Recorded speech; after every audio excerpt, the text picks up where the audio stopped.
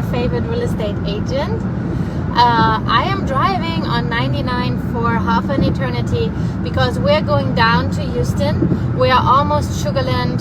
We're passing Richmond, but it's zoned to Houston. Beautiful home, $745,000. I tried to help these buyers in summer, and the house that they had their mind set on had just too many issues. I told them ahead of time, but some of our clients, they need to feel it when they are under contract. And I was like, we may go under contract and back out of that one, and we did. That house had cracks, and you could already see it on the pictures, and you could put your whole hand in it. You could slide your whole hand into the cracks in the middle of the house, in the walls. So that is more than we think is funny. You don't get financing for that. That would be a house that you need to buy with hard money, or that you would need to buy with cash. So the buyer is experienced in building, but that was too much for them, and I was afraid. He told me he's cool with that, but then all of a sudden he was not cool with it anymore. And I'm like, you have my blessing to back out, because this house might not be a money maker. Everybody wants to buy a fixer-upper to make money, but sometimes they are just a money pit, and they are not cheap enough that you actually have the margin on it. So we backed out, and for many months he said he's so very busy in his business, and he was, but I was like, maybe they got cold feet and they don't end up buying anything. And that happens sometimes. We go under contract, we basically do all the work, and we do all the work, and then the deal falls apart and we don't get paid, and we let go of the client. Obviously there's no charge. It was just a trip to nowhere, and that's okay. And for that one I actually did work a lot, because there was a lot of negotiation and a lot of issues, and then the buyer decided to be too scared, and he had my blessing for that. I did not have peace for him to buy that, but at the end of the day, if he wants to buy that and he knows what he's doing, he's free to do so. But I was not too happy with that purchase, honestly. So months down the road, and here and there I text, how you doing? Yeah, we're doing fine, just so much work. Guess who comes back and already has the house? So most funny thing is, the neighborhood where they were looking was like this small, because they live there, and it's a high demand area, and it's not cheap. So that a house comes on the market means it is super deteriorated, like it needs a lot of work, or it is very expensive. So guess what we are buying now?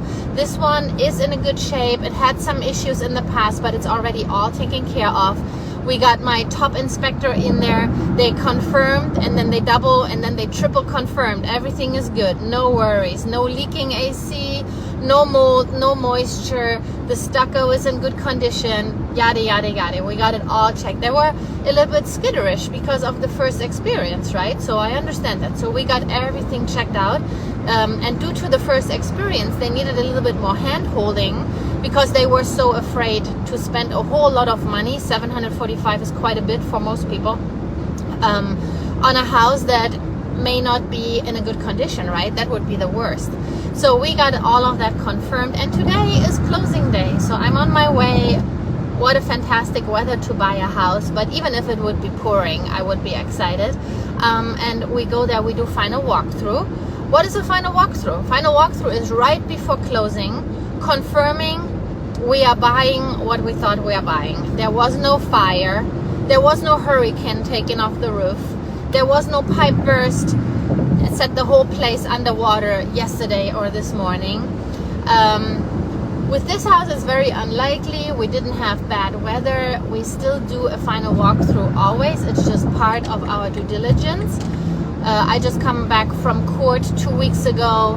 That agent dropped the ball. I was actually, unfortunately, on the listing side, and I reminded her of all her due diligence, and she skipped and skipped and skipped and skipped. And guess what? At the end, we had an unhappy buyer.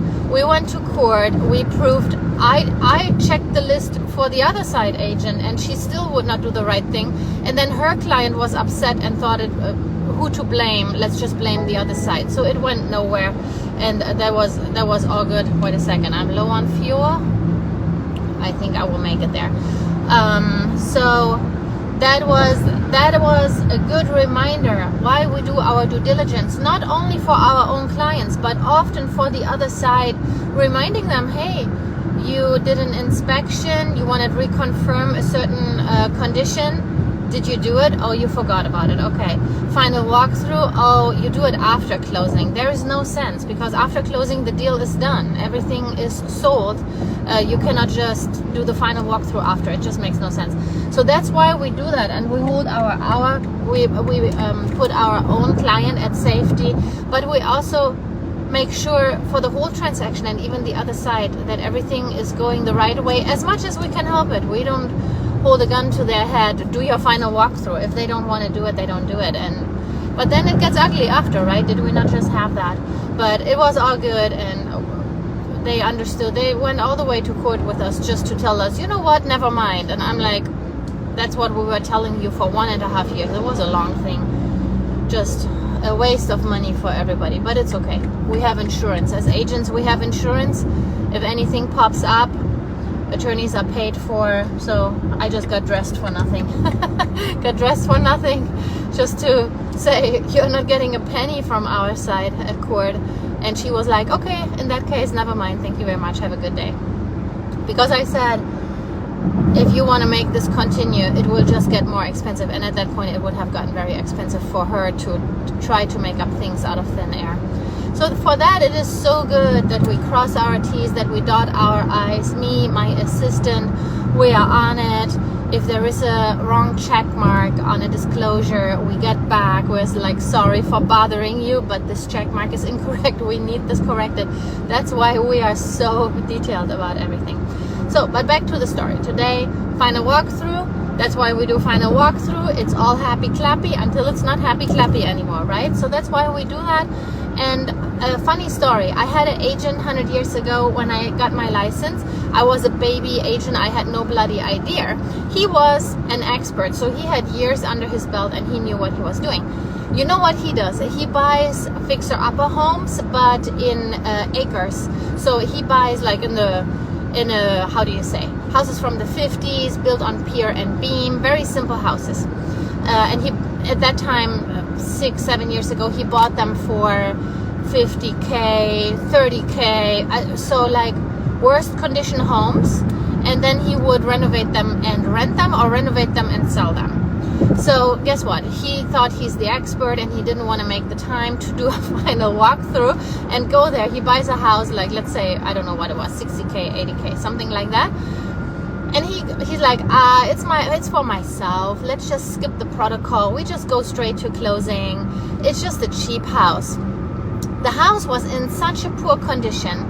He goes to closing, buys the house. Everything is fully transferred, paid for, and done. There is no more return at that point. And after that, he's like, okay, let me try out the keys and everything that I got at title company. He drives up there the day before the city went out and flattened out the property because it was a hazard. You know, like the neighbors' kids would play in it, and the floors were soggy, so they were afraid kids crashed through the floor, or I don't know what was the case, or broken glass or something like that. So some kind of a hazard, and it takes a second for the city to bulldoze a house down. But he said, Julia, this is why you do a final walkthrough, because I literally bought a piece of land with a whole lot of trash on it for, I don't know what it was, 60, 80K. And I actually ended up not having a house. And for the lot, it was way too much money. He should not have paid so much for the lot. He wanted to rehab the house and have still the leftovers of the structure, whatever. So that's why we do final walkthrough. In this case, this morning, I do not expect it is bulldozed down. But theoretically, things can happen. You know, a pipe can burst in the upstairs, or the AC can leak. And now we have a leak in a 3-story home. It's a 3-story, isn't that funny? And the whole house is a hot mess, and the repairs will be very expensive, and the buyer's insurance will not pay for, because the issue happened before they bought it. So now we have a whole can of worms. That's why we just do all our due diligence, and you never know when you will need it, right? Okie dokie. So that was my 2 cents on this beautiful Friday morning. I'm enjoying my day. I have some stuff later today. I have actually very adventurous times. I tell you in another video. I stop this one and then I do a new video about the market of today. Should you buy? Should you sell? Should you just be silent and quiet like everybody else? Not do anything because no one is doing anything, so you should also be doing nothing? What should you be doing? Let me share that in my next video, okay? You guys make it a wonderful Friday. Be blessed. Have a wonderful weekend. I hope you have some adventures planned with your family, and I talk to you soon. Bye!